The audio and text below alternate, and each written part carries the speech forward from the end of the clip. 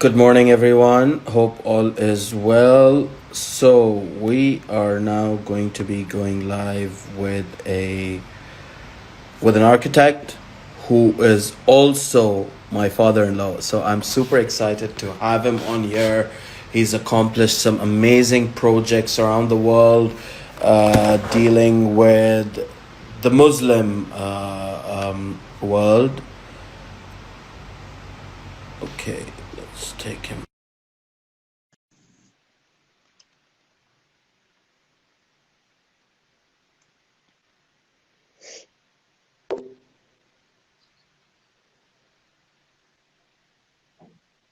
Hmm?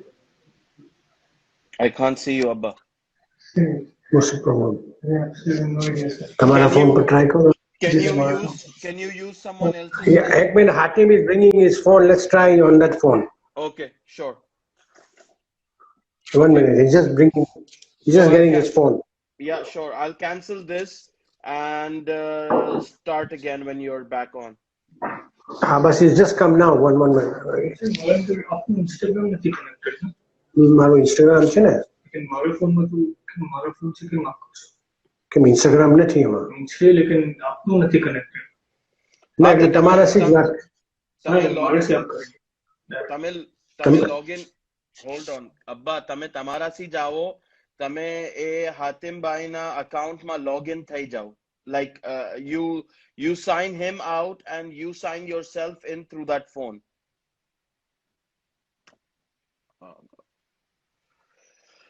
Sorry, everyone. We've got some.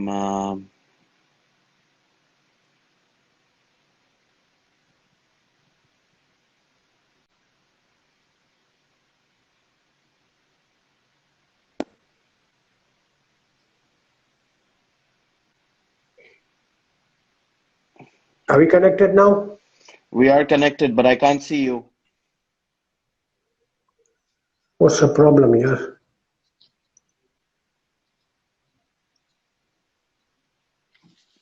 I just don't know what the problem is.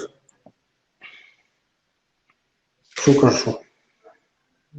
પણ હાતિમ તમારા ફોનમાં કેમ નહીં થાય? તમારા ફોન છે મારો ફોનમાં ઇન્સ્ટાગ્રામ છે બટ ઇન્સ્ટાગ્રામ પર મારો અકાઉન્ટ લોગિન છે ને આપણું છે એટલે But એના you can log out. You can log him out, and you can log yourself in from there. એટલે he's saying that I log myself in from. Can you do that? He's just setting it up. 1 minute. Sure.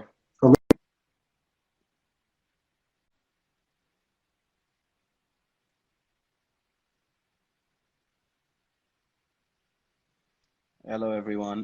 Sorry, I'm having some trouble out here right now with this live. Arvind, I'm not going to take you live. I'm waiting for my father-in-law to join me.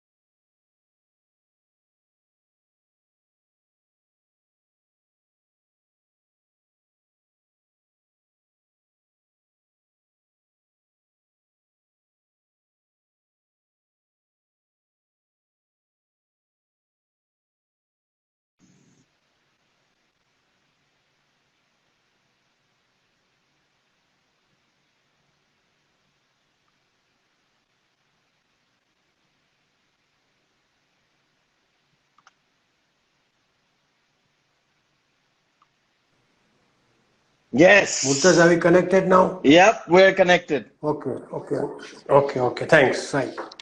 Super. Bolo, Farmao. So we are live right now with a well accomplished Dawoodi Bora community architect who has designed countless mosques and religious buildings, Islamic buildings all around the world.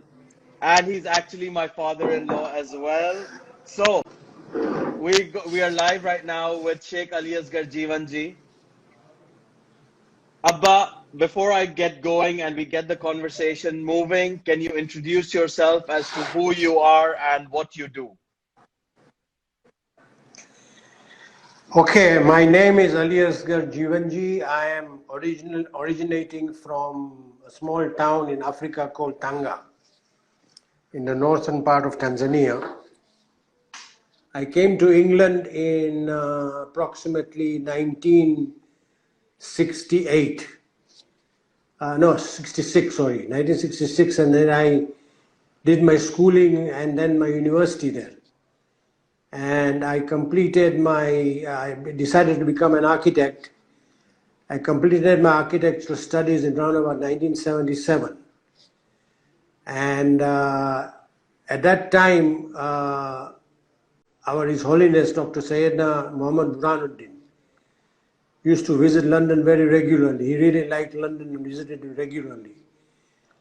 And on one of his visits, his son, Mufaddal Saifuddin, called me and asked him who I was. I gave him my details and he said that, have you been to Cairo ever? And I said, no, I haven't. So he suggested that His Holiness is reaching Cairo in a few days. Why don't you join in this trip and get all the blessings of His Holiness? Sure. Abba, So before I get into that conversation, I want to ask you, and I ask this to all my guests that come on here. Did you always aspire to be an architect from a very young age, school going, college going, or was it something that you wanted to do different? Like, as we grow up as kids, we want to become a doctor or lawyer, an architect like yourself, an engineer. Was that your aspiration, or no, well, architect was it, what you wanted to do from a very young age? I got inclined towards that in the senior years of my school in A levels. Okay, I was very interested in architecture. In fact, I used to enjoy doing sketches. I should go out and sit in the park and draw buildings and things like that. And okay, I started getting very interested in architecture. That was how it all really started. okay, And when I finished my A levels, I had a choice. I was given a choice of either going into civil engineering or okay, architecture. okay. So I don't know. I was more What inclined towards architecture, and that's and what and it was happened. and it was and it was your decision to go into architecture than engineering. Yes, So it was. It was. It there was was. no I was not in. There was no there was influence no from peer anyone. pressure or anything like that. Nothing like that. There was none of that. It's just a straightforward sort of inclination which I had and which I was interested in. So Okay, that's what I ended up doing. okay, And I did my first part of my architectural studies in Brighton. okay, I did the first 3 years I completed in Brighton, and then the way the architectural courses work, you have to take a 1 year break. of course. So I went to the Middle East and I was working in Abu Dhabi and Dubai and all these places for 1 year. Then I returned to London and I joined the University of Westminster, which in those days was called Polytechnic of Central London, Yep. for the second part of my course. Okay. And I completed that and I finished all the various requirements to become an RIBA member and everything. And You but mentioned you it was mentioned it that you was went not. to you went to the Middle East to do your work experience for 1 year. Was Yes. that work experience that drove you towards Islamic architecture? Not necessarily Islamic architecture. I actually, the main central core of my interest was not particularly towards Islamic architecture. It was more towards unusual ethnic architecture. And the way I got interested was by studying a very remarkable architect called, his name is Hassan Fathy. Okay. And he was selected by the Egyptian government Yep. to help our community to manage the renovation and the restoration of the Mosque of Al Hakim, Jami Anwar. Yep. In Cairo. Yep. In Cairo, and that what I was getting very interested in. In fact, what I just spoke earlier, when His Holiness was in London, and I was having many conversations with Yusuf Najmuddin. I was very close to him also. Yep. And I asked him many times about Hassan Fathy, what he's doing, this, that, everything, you know. And I never talked like that to Sayyidina Mufaddal Saifuddin like that. But this fine day, he just me in the crowd there in the Majlis, you know. Okay. And he said that, why didn't you come to Cairo? You know, I said, well, I happened to be, I had a little holiday coming up anyway. So I just asked my company I was working with, I said, I want to take a holiday for 10, 15 days. And there I was, sitting on the same plane with His Holiness, going to Cairo. Wow. I landed in Cairo. Was that the first time and the last time that you were in the same plane with His Holiness, or did you join him on many occasions on the plane? No, there have been many other chances I've had of flying or traveling in the plane with His Holiness. I once been to America when we went for the Iftitah of the Detroit Masjid. How was the experience? Well, as I said, I was just sitting in the back. I mean, with all the other Baisabs and, you know, the Maulana with Busab and the main leading Shehzadas were sitting in the first class. Sure. And there was no need for us to go there. You know, I was just sitting quietly in the back, minding my own business. You know? Okay. So anyway, we landed in Cairo, and I was absolutely fascinated because I was following Egyptian architecture, especially the Islamic architecture in Egypt for quite some time while I was a student. Okay. And I just went here, there, and everywhere, looking at everything, taking photographs and this and that. Okay. And then one day, Hassan Fathy was invited to Jamia Azhar. Okay. You know, Maulana did a Fajr namaz in Jamia Anwar, Jamia Azhar. Okay. And after the Fajr namaz, Hassan Fathy was invited to meet Burhanuddin Mullah. Okay. And you see, the point is, as I said, I had done a lot of research on Hassan Fathy, and I had talked about a lot to Sayyidi Najmuddin Sahib. Yep. And I told him, when he told me that Hassan Fathy is an architect, he was a bit little, at first he said, there's an Egyptian architect called Hassan Fathy. I said, who, sir? He said, Hassan Fathy. I said, well, I happen to know a lot about Hassan Fathy. I've done a lot of research on him. So he was quite impressed that, you know, this guy is someone very major, Hassan Fathy. Okay. So as I said, that I was when he came to meet Maulana at Azhar, I stood quietly in the back of the sand, you know, just minding my own business, and they were right inside the masjid. Yep. And then suddenly one of these Kothar Sahibs, you know, were in Khidmat, they came, Sh Aliasger Jivanjee, Sh Aliasger Jivanjee. So I just made forward and they took me inside. Okay. And then Sayyidi Najmuddin Sahib was there, and he sort of introduced me to Hassan Fathy. He said, this young man is an architect from London. Okay. He's done a lot of study and research on your work. Okay. And he introduced me formally to Hassan Fathy. And that was the beginning, I guess. That was just the first pinnacle of the beginning. Yep. Because then what happened was, I was then a few days later, Sheikh Muhammad said, Maroom Sheikh Muhammad said Punawala. Yep. He had to go to see Hassan Fathy about some matter or something, and it was suggested that I go with him. Okay. He had a sort of a very old Egyptian house which was actually owned by the Aga Khan, and they had given it to him to use, where he used half of the house to stay in because he was alone, he had no family. Okay. and the second part of the house was used as his office. So, and he always preferred to see people like us in the evening after Maghrib, you know. So we went Okay. in the evening, we met him and this and that. And again, second time I was introduced to Hassan Fatih by Sheikh Mohammed Sen. And there were some matters and questions about the Asar department, the antiquities department, which they were asking some questions. And Sheikh Mohammed Sen asked him about it and this and that, you know, and that's it. And then the next day, because it's now the first week of Ramzan, Okay. there was a betak of Wajibat at Ali Qadar Mullah's house. And Yep. in those days, you won't believe, the whole crowd in Cairo was just about 23 people, 23 to 30 people only. About. That included Today the there are people who lived in thousands. Cairo and strangers. Yeah. Yeah, and the strangers like us, you know, and there's a whole crowd of about 30, 35 people. That's it. There was no one else. Wow. And there was this betak and aram. See, I went and I said, I had my wajibat with me. I made aras of my wajibat. And then I was quietly, bas duani aras kari, and I was about to stand up. And someone Okay. pressed my shoulder from the back and pushed me towards Mola.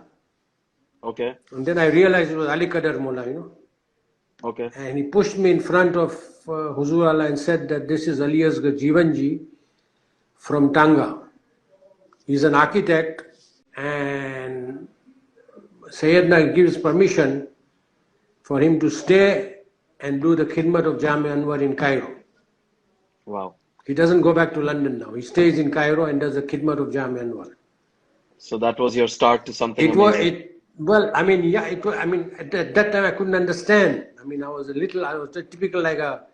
typical young English student, just past student. You know, I was in that sort of condition. Just graduated. Yep. Just graduated and just beginning to enjoy life and all that sort of thing. You know. Yep. Yep. And suddenly it's khidmat and all that. I couldn't understand. I said, I don't know what all that meant. You know. Okay. But I mean, in the back of my mind, I was excited about Hassan Fatih and all this historical Fatimi and Islamic architecture that I had looked at in Cairo over the days I was there. Okay. And I was very fascinated and I was very interested. Okay. So that part was there, but this was I understand. Then, when I got up, I was all in a confused state. You know, I could not understand how I was going to earn a living, what I was supposed to do, anything. I could not understand anything. Anyway, whatever happens, what the system is, I slotted into the system. Yep. I stayed there 2 years.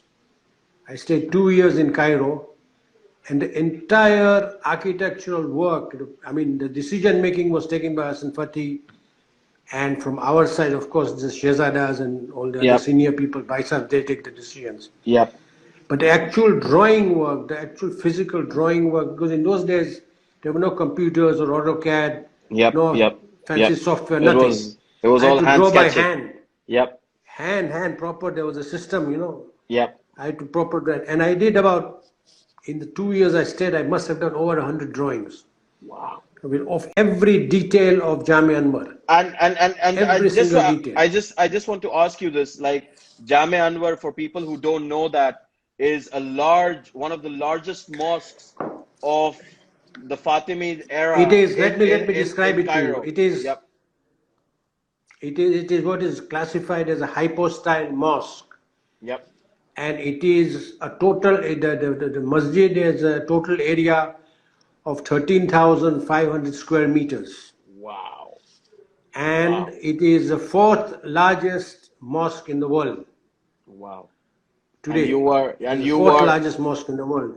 And you were assigned to be I one was of the architects. I was actually architect, the main architect. I must not make confused. It was always Hassan Fatih. Yeah. But I was given that fantastic, what we call sharaf. Yep. Of actually preparing everything that was actually done to rebuild Jami Anwar. Do you still have those drawings? Unfortunately, I had some copies of some drawings because the original didn't belong to me, it belonged to Dawat. Okay. And I had given it, and in fact, in the recent book that was published on Jami Anwar, all my drawings are in that book. If you see that book, you'll see my drawings in it. especially the And drawing. what's the book called, if I may ask you? I think it's called Jami Anwar, Okay. and it's published by Shazar Jafar Sadiq Bhai Sahab. Okay. And all those drawings It's are in there. yeah. Most of the important drawings are there. And the way the system worked was like, for example, I would prepare a drawing, and there was a building, a flat, which was called Baitul Fun, which was named as Baitul Fun, means the house of the artisans. Okay. That's where I was given a corner, a drawing board, and place to work. That's where I used to work from. And that was also a place where Ali Qadar Mullah, whenever he was in Cairo, in the evening he would come there, Jamwanu kya time. There was a hall there. Okay. And a hall ma Jamwanu time. Okay. After the meal, he would be chatting with everyone. And that is the time I always got to show him the latest drawings that required his approval. And you got that one-to-one experience with Ali Qadar Mola. Yeah, one-to-one constantly. And then Wow. I would, of course, not tell him myself. I would tell someone of the other senior Bhai Sahab, like Mudar Bhai Sahab, Yeah. or someone ke sahab, a betan drawing Shah Sahab ne batarwanu છે, approval levanu છે. Yeah. So this is how everything got approved and finalized. And then first thing I did was then, once they approved a drawing, the first thing I did, next day I went to Hassan Fateh's office, got his signature on the drawing. And then there was a small sort of scribble that I think Shahzada Sahib himself would do on the drawing, just as an authority. Yeah. That this is the final drawing. And these drawings were then, the construction was done according to the drawings, you see. Can I ask you a question out here? I mean, obviously Hassan Fateh was an outsider architect, obviously a Muslim architect, but an outsider to our community. Did you ever have conflicts of your drawings not being to his sort of idea of how he wants to construct, how he's No, you see, looking Murtaza, at... one of the most important thing, the most important aspect, one of the most central aspect was that Jami Anwar had a shape, a form, details that had been there for almost, whatever the age was, about 1,000 years over. Exactly. Yeah. For what age that it was there. And Hassan Fateh was not planning to change any of that. Okay. So he wanted to but work to reconstruct it, he said that it should be exactly as the original was. There's nothing should change, whatever it was. Okay.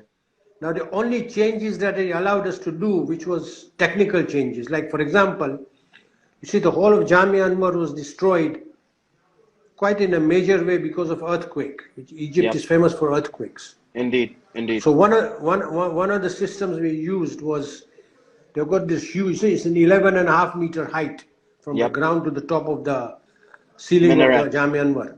Okay. To the top of the ceiling of the inside, 11 meters. Wow. Wow. That's a 33 feet height. That's the height of Jami Anwar. Yep. Now on the top of the wall, what we did was we introduced what they call a reinforced concrete beam along the full length of the wall. Okay. Now what that beam did was it held the whole structure together. It was like a tie. Okay. So if there was ever an earthquake in the future, the whole walls would be tied together, it would not shake. Okay. And this is in our, what we call like a Moziza of Sayyidina Buranuddin, that he got all his permissions. And since the completion of Jami Anwar, Cairo has experienced 4 to 5 major earthquakes. Wow. And maximum that has happened in Jami Anwar is there's minor cracks in 1 or 2 walls. I mean, I was just plaster over and. I mean, I was there. Just plaster over and repair it. Yeah. I mean, I was just there in February right now, and the structure and it's mesmerizing when you get into that mosque. I mean, it is absolutely amazing to be in there. Well, if you see some old pictures of Jami Anwar before all this construction was done, it was like a warehouse. It was half of it was there from the original structure. Bits of it were on the east side. Bits of it were the United Nations tried to reconstruct. Yep. Yep. But Yep. otherwise, it was just like a dumping house for the antiquity. It was just full of. There was a government school inside the sand. It Yep. was in a really dilapidated state. Absolutely. And the other now let me try and come to the details now. You see, one day we were excavating the sand, Okay. and suddenly a hole appeared in the ground. Yep. And Ali Qadar Mullah happened to be there nearby, and he stopped everything.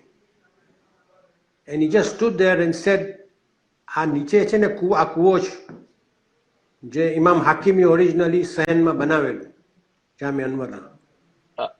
Yep. અને હા અને પોતાએ એમ ફરમાયું કે કોઈ નીચે જઈને પાણી લાવે. Okay. તો અમે તો બધા હોશિયાર લોકો હતા તો કે સાહેબ આના હેલ્થ ટેસ્ટ કરાવવું પડશે પાણીને આ ને તેને બધા અમે બધા નખરા કરતા હતા Yep. પોતાએ તો ગ્લાસ લઈને આખો પી લીધો. Abba, can I request you to turn that into બસ આ English? ઓરિજિનલ પાણી છે જામે અનવરનું બરકતી પાણી છે. Can I This water is sacred. Yep. It's part of the original Jame Anwar, Yep. and this should be developed as an architectural feature in the center of the sand, the courtyard of Jame Okay. Anwar, Okay. which, by the way, is a 4,000-meter area. That open area in the center, Yep. Jame Yep. Anwar, Yep. Yep. it's about Yep. 4,500 square meter, Absolutely. and in the middle of it there's this Bir Anwar. Yep. And then, like in these evening sessions which we used to have in Baitul Fun, Yep. that, about a couple of days later, he was there, Ali Qadar Mullah, and he said, Aliasger, આનું કાંઈ બનાવો, આ કેવું લાગે બીર. Okay. એકદમ high standing structure, feature હોવી જોઈએ. Okay. હવે I was you see, one of the buildings that, as an architect, which I loved that building and I still love it. I follow it very closely. Is Jame on the top of the hill in Cairo. Yep. Yep. Yep. Especially its minar. Yep. And I've used that minar on most of the projects I've done, including the one in London. We see that everywhere. The minar of London is an exact copy of Jewishry. It's your signature.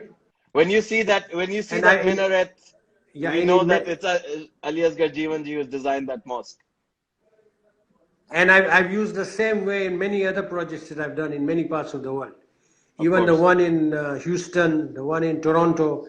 Anyway, I used this, I decided to use the upper part of the minaret of Jame al-Juyushi, Yep. of the minaret, and transferred it in a miniature size as the structure for this water well. Yep. So the octagonal part where the water comes out, and then there's a smaller octagonal part with a dome. Yep. Is again a copy of the minaret of al-Juyushi. Okay. And that we brought in, and the decision on the red marble again was directly Ali Qadar Mullah's. He decided it should be in red marble. Yep. I mean, the whole of the mosque. So this is how we built it. The whole of the mosque is white, but why is that particular well in red? Well, Was it's there some sort of white beige color. Yep. No, it was basically Ali Qadar Mullah. I think it stands out as a very powerful statement in the middle of the sand. Got you. And I think that was the main aim of this. It should stand out as a very powerful statement, And today, the whole world. And it is a symbol. The whole world. I mean, you have to. It is part and parcel of the feature of Jame Anwar. Of course. As a personal contribution of Burhanuddin Mullah. That is how I look at it. See. Okay. And then another part very interesting. One day, evening sessions, as I said, Ali Qadar Mullah said कि आपने एक हौज होगा जो वुजू करवाना. Okay. So a few years earlier, before I joined the Jame Anwar project, I had gone to Yemen. Okay. My university had taken a few students to Yemen. Okay. On a research course, so 2 or 3 buildings. Okay. And when I was there, I did my own touring of Yemen, and I went to Zijibla. Okay. Malika Ziyarat in Zijibla. Yep. Yep. And in the back of that sahan of that masjid, there is a sort of spouts from which water comes out. Okay. So I took the inspiration from that, and I created the design for the hose, you know, with the water Wow. full of water, and the water seeps out from the edges. So there's no taps or nothing like that. It's just a natural flow of water. I mean, it's So I amazing took that that you inspiration that and that you remembered all those years ago that you went to Yemen and you brought that same style and architecture into no, and something that you were. remarkably, when I prepared these initial drawings to show it to Ali Qadar Mullah, I had the photograph of that with Okay. me, of that Okay. hose in Yemen. Got you. So I showed it to him. I said, look, this is how I think we should get inspiration from it. Okay. And he immediately said, हाँ बनाओ अलियासगर आपने जो है बनाओ. Okay. समझा ना? So I prepared Yeah. that whole design of the hose inspired by, it's not exactly the same, but I got Yeah. inspiration from that. And how long did this whole So these two project of parts, Jamel Anwar finish over? How long did it take from when you started to when it finished? it took, I think it took us, it took from the start to end, it took us about, I think, nearly 19 months, 19 to 20 months, To approximately. construct a To 13,500 reap. square Well, I meter. mean, there was not a, it was basically a walls had to be constructed for all the arches Of course. and that kind of thing. You know, I mean, it was not as if we were building the whole building again or something like that. I mean, it's Yeah. basically, well, I mean, two parts of it has reconstruction, total wall, Yeah. but it was not a complicated construction. It was just straight facing, you know, Okay. walls like that. So Okay. anyway, we completed this like this, you know, in the whole part of the thing, and then the external finishing. You know, on the main gate when you enter Jamia Anwar, on the left hand side, Kubba, which belonged to one of the imams of these Egyptian reigns, you know, Yep. and we had to get rid of that somehow. Oh, okay. And that there was a team, you know, like Sheikh Quresh Izzi and all that, they were the experts in that, you know. Yep. Yep. And one day in the middle of the night, they dismantled the whole thing, put the thing in a truck and dumped it somewhere. The next day, the antiquities people came and they made a big fuss about it, you know. And then we showed them, look, this is the beautiful details of Jamia Anwar Gate. Look, it was all hidden. Yep. So we exposed it now. Yep. And then the whole matter sort of went quiet and things were accepted as they were, you know. And So this today is we have what an we have the amazing proper mosque. entrance to the Jamia Anwar. Yep. So it was a great privilege that I got a chance to participate in such a major project, Of course. which laid a foundation stone for a lot of future things that came. This I mean, project future things that with came in your. Sayyidina Dua. Yep. Well, I got a chance to do some major things because when I finished Jamia Anwar, I got a chance to work in Saudi for 1.5 years or something, 2 years Okay. about. Okay. So I worked for a company there, and towards the end of my contract period, I got a fine call one day from Sayyidi Yusuf Bhai Sahib Najmuddin. Okay.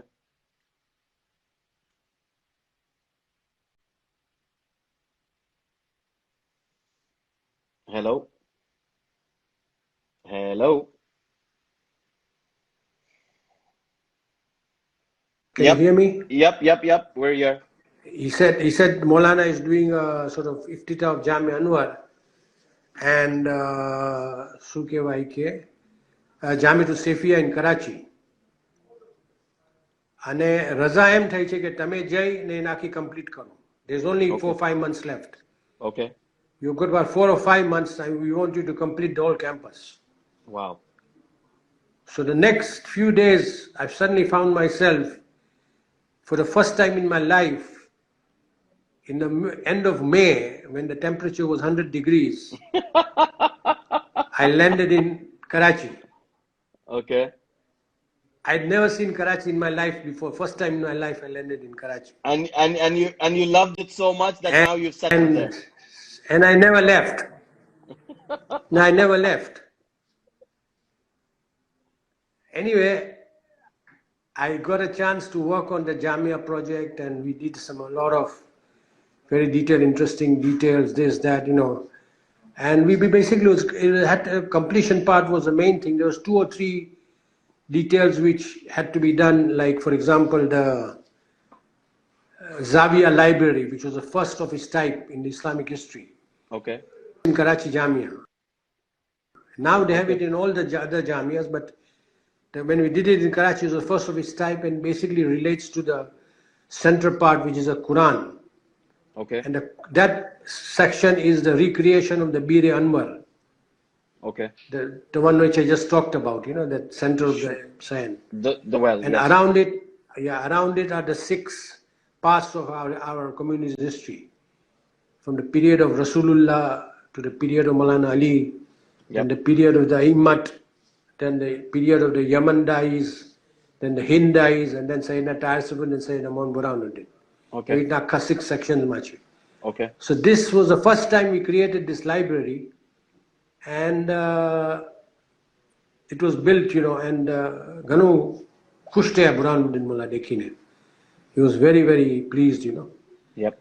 And he performed an iftitah, and then President Ziaul Haq was there also for that ceremony. For those who don't know, Ziaul Haq used to be the Prime Minister. President of Pakistan. Pakistan.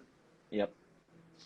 And he performed the opening ceremony of the official opening ceremony of the Jamia, and there were many dignitaries were invited there. You know, the President, Vice President of Egypt was there. Yep. And other very prominent people were there at that ceremony. This is where the whole thing started. And as soon as I finished, the Jamia Anwar project finished, the next thing I knew, I got married. You know? your family is listening. They're all here right now. Yeah, and that was to create a wife for you. Okay. So how many mosques, next thing we knew. Yep.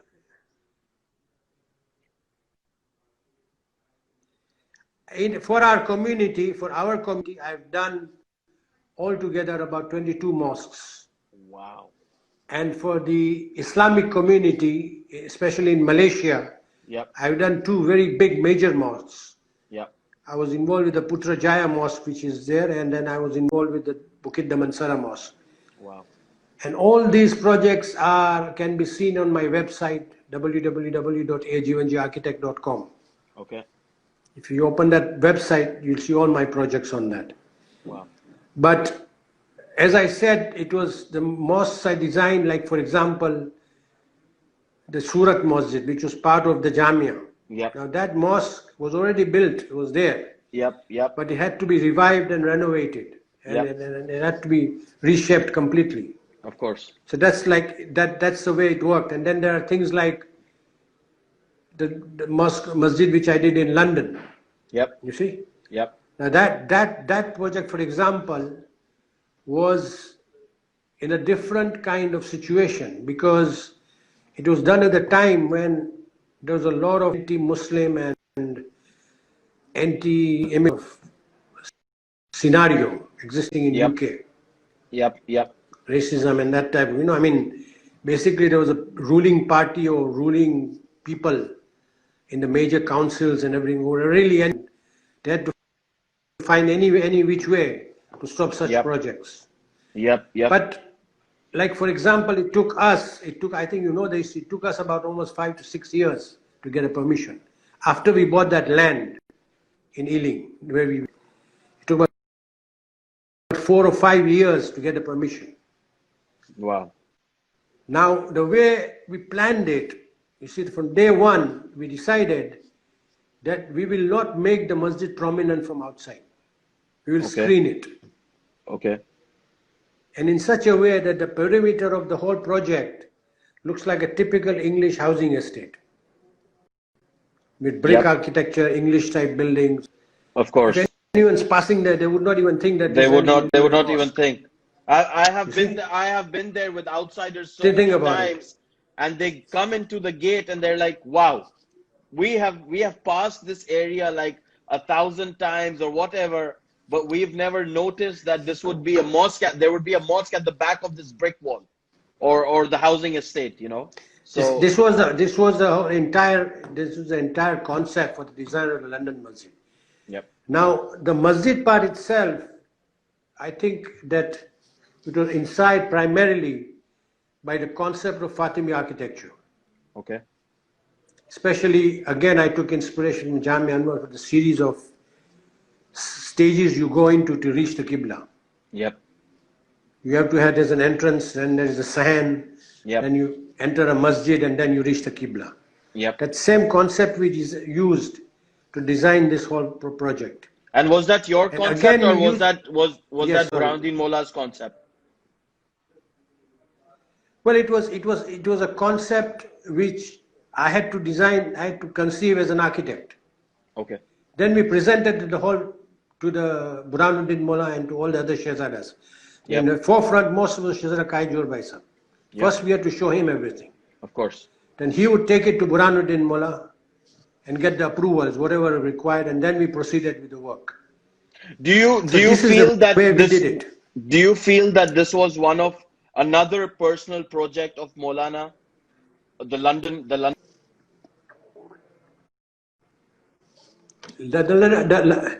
Yes, I think the London Masjid, you see the London Masjid, yes, it was, I think definitely, it was Maulana's project, but the point is that it was the first major community complex of our community in the Western world.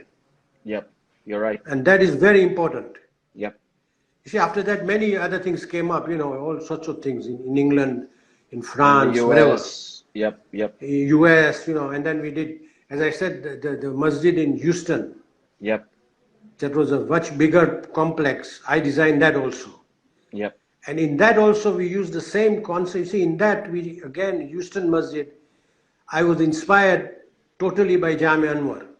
okay, But this time, because of the climatic conditions of Houston, yep, we could keep the central portion open. We didn't have to cover it.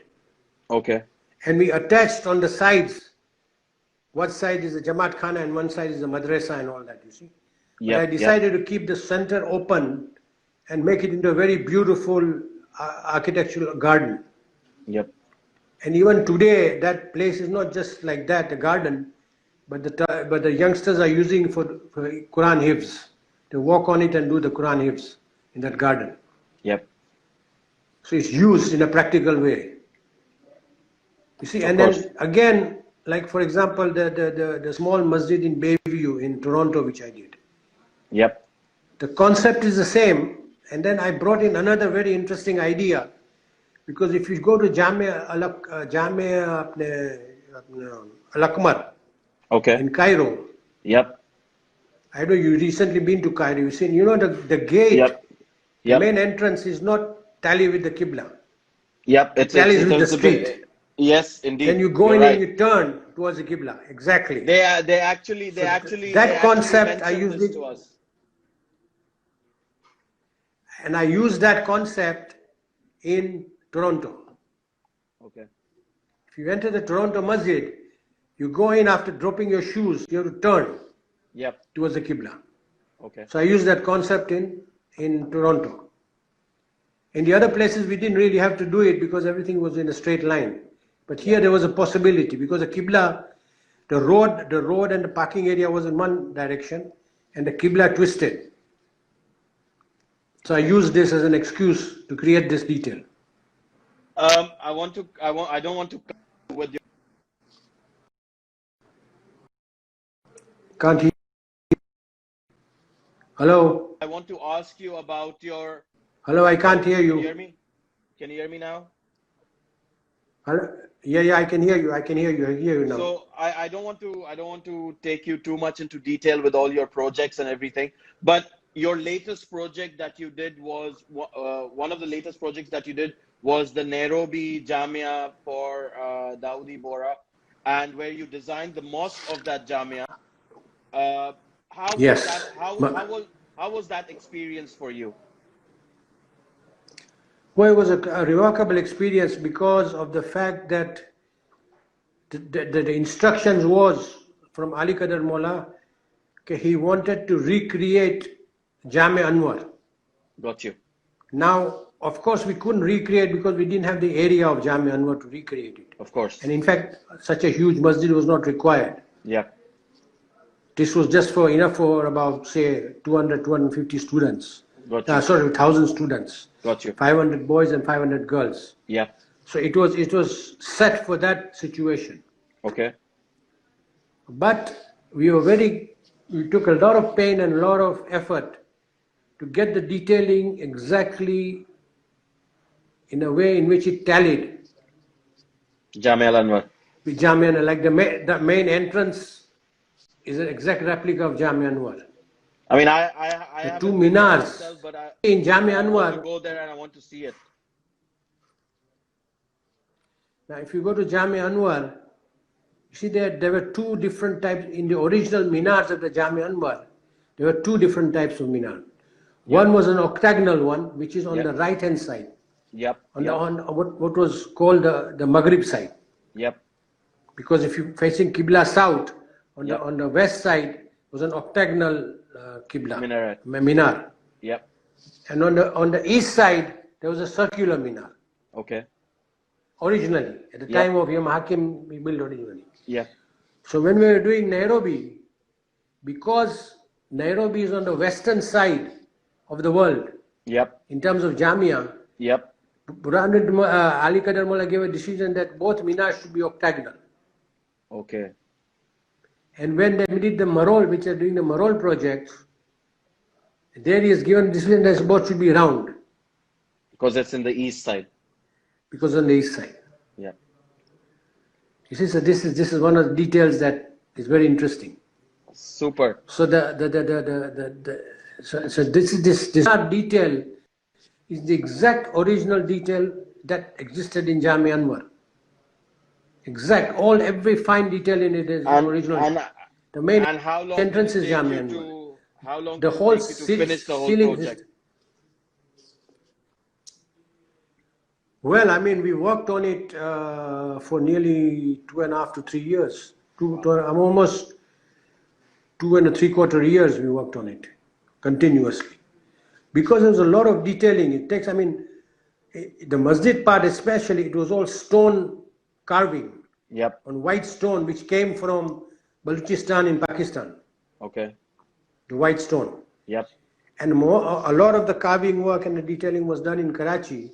And then it was shipped there and was assembled by the artisans there. The artisan team was completely from Karachi again. Okay. You know? So they all came there, they assembled it, detailed it. Now the interior, again, in the masjid, we took inspiration from the original Jami Anwar where there's this big wooden beams, if you remember. Yep. In the ceiling. Yep. Yep. So the same concept we transferred here. Okay. So when you go inside the masjid, you see a lot of wooden beams. So it is exact replica of Jami Anwar. The Qibla Yes. is also an exact replica of Jami Anwar. It's a total. So all these details, and then the columns, the two columns in the center of the masjid. The details, those are also inspired by details in Jami Anwar. Especially, there are two columns just behind the Qibla, next to a column. And we took the inspiration from there for the detail of the column. Can I ask you a quick question? Are you still Okay. doing hand sketches or do you use AutoCAD today? Well, AutoCAD is more practical. I mean, it's just no, because it's faster. Yep, of course. And you can do about 4 or 5 options in an hour. It should take you about 6 days if you did it by hand drawing. Wow. You see? Wow. You can do it so fast, especially the expertise that we have. Absolutely. They can play with it in very easily. On a computer, it's very, very fast. Okay. So what's next? What's next in the Aliasger Jivanjee world of architecture? What are you working on? What are you doing right now? Well, I mean, we are working on. Well, we're doing some complete refurbishing and renovation. As soon as we get the permission, we'll start. Okay. Of the Clifton Masjid. Okay. In Karachi. That's going to change. That's going to change completely. Karachi. Okay. That's one idea, and then let's see. Things will develop, inshallah. Well, thank you so much for coming on here. It's been a pleasure talking to you. You're welcome, Murtaza, and thanks a lot for inviting me. No, not at all. Thank you for sharing all that experience, the knowledge that you shared with me, with the world today. It's been absolutely amazing. Before I let you go, I do this with all my guests that come on here. I want you to share a positive piece of advice. We're going through a lot of negative sentiments right now with COVID, with lockdown, with the world economy. What positive advice would you like to share with the world today so that they can take that on board and move forward in life? I think the best way is to look around you and take inspiration from the good things that you see. There's a lot of good things going on around, which we don't inspire, I think we should look at those things and get inspiration. There could be a small things, like small people doing some little things that sometimes are very inspiring. Absolutely. I think you take inspiration from that and, follow that. That's the only thing you can do. And I think the great asset we have is that we have beautiful grandchildren who love us and we love them. Both in London and Nairobi. Yeah. And they come online every evening and we really enjoy talking to them. Super. And we love them. Okay? Thank you so much. Thank you so much. Thanks a lot, Murtaz, and best of luck. Thanks a lot. Thank you so much. Take care. Bye. Bye. Bye.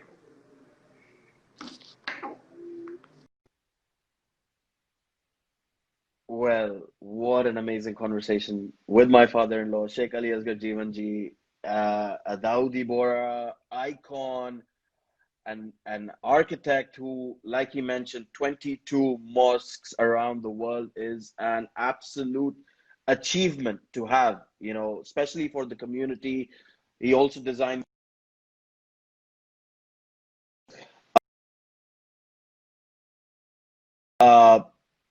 knowledge and inspiration to take from someone like him. I mean, architects around the world, within the community and outside the community, look at him in terms of what he's designed. So anyone who's looking for inspiration in the architecture world, do check him out. Do check out his profile. He's on LinkedIn. He's on his website, Aliasger Jivanjee. Check him out. Thank you to my father-in-law, Sh Aliasger Jivanjee, for joining me. Thank you to all the viewers that tuned in. I'm sure it must have been absolutely inspirational to hear him and see of what he's done. I will see you on my next live session today. See you soon. Bye-bye.